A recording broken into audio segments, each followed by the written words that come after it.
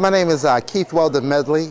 The title of my book is We as Freemen, Plessy versus Ferguson.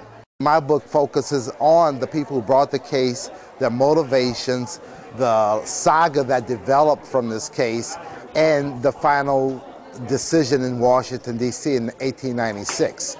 Along the way, Homer Plessy, the plaintiff in the case, was a shoemaker in New Orleans. He was born in St. Patrick's Day, 1863. Even before this, he was involved in an operation in New Orleans to try and better public schools, and they asked for a volunteer to bring this case to the Supreme Court, and he stepped forward. So it was June 7th, 1892, when he went to the Press Street Railroad yards, caught the East Louisiana Railroad train, and was arrested for violating the separate car law. Since 1982, I've been writing articles about the African-American contributions to New Orleans and also about civil rights history.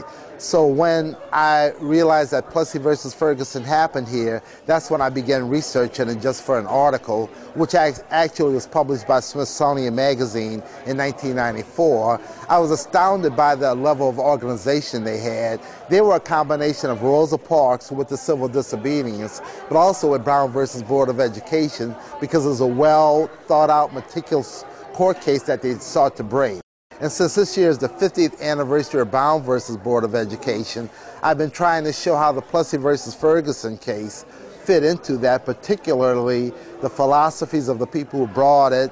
They were very egalitarian. They believed in equal rights for all. They did not phrase their fight as black versus white, but rather people who believed in equality versus those who believed in racial supremacy. So there are a known group of people who have felt obligated in a way to tell their story and to frame it as their being part of the battle for equal rights in America.